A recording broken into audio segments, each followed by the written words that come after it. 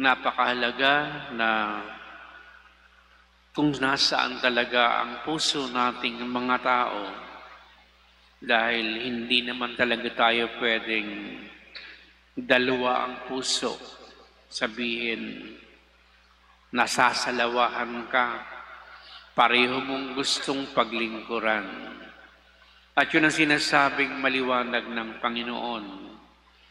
Hindi tayo pwedeng maglingkod nang dinadalawa ang ating pinapanginoon. Kailangang mamili tayo palagi. Kung kaya dapat buo ang loob sa isa at walang iba kundi para sa Panginoon. Dahil totoo nga naman, nahuhumaling tayo sa kayamanan. Malakas itong kakompetensya. Kitang-kita natin ngayon sa ating lipunan kung paano malakas magsalita ang pera. Magpula sa pinakamatataas na lideres ng ating pamayanan, pera ang tumatakbo sa araw-araw. Parang doon umiikot ang buhay ng tao.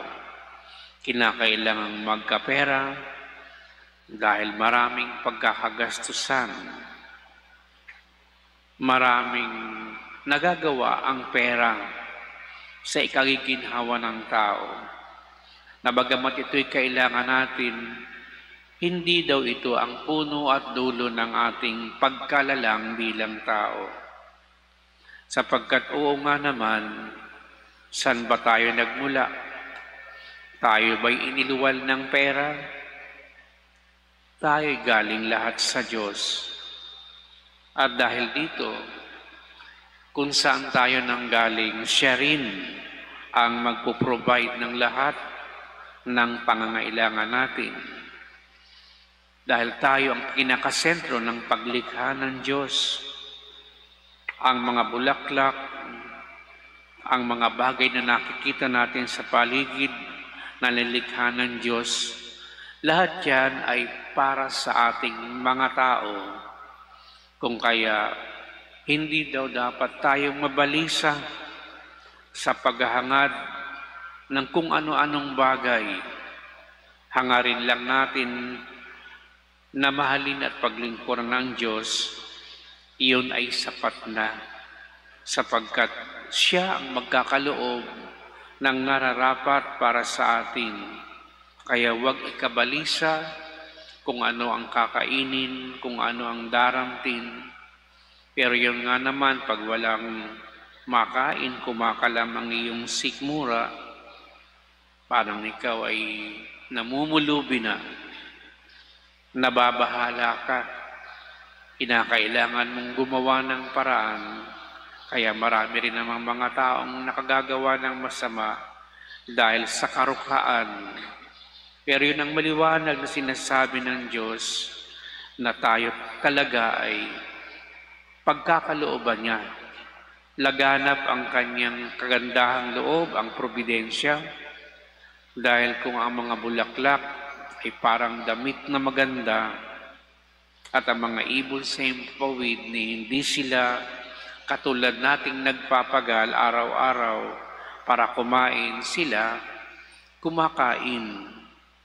Kahit wala silang trabaho, nabubuhay sila sa araw-araw. At ito ang ipinamamalas sa atin ng mabuting balita, na huwag tayong masyadong abala sa seguridad ng ating katawan, dahil yan ang ating pinagsusumakitan sa araw-araw.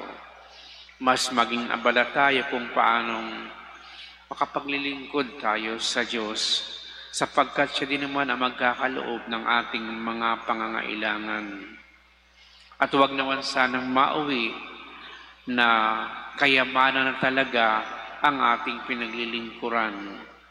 Dahil bagamat ito'y nakapagpapaginhawa sa tao, hindi kumpleto ang pwedeng ibigay nito. Dahil ang mga bansa, kunyari, na mga yumaman na, ngayon ay nag-aapuhap, naghahanap ng paglalagyan ng kanilang yaman. Parang hindi sila makontento sa kabila ng kanilang kayamanan. Dahil pa nga hindi nila napupuno ang kanilang puso ng tunay na magpupuno dito.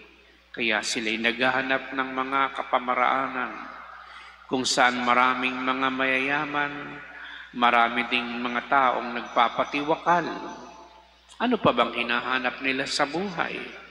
Nasa kanila na ang lahat. Kaya yun nga mga kapatid, hanggat hindi namamahinga ang ating buhay sa Diyos, hindi talaga tayo matatahimik at mapapayapa. Dahil ang kapupunan palagi ng puso't kaluluwa ng tao at ang pinakamalalim na hangarin ng kanyang puso't kalooban ay matatagpuan lamang sa Diyos.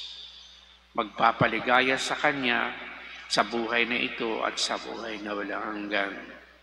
Kaya pakinggan natin ngayon ang salitang ito at baunin natin sa araw-araw, lalo na kapag tayo natutukso na pumasok sa pagkakasala, bunga ng paghangad natin sa mga bagay ng mundo, lalo na sa pera.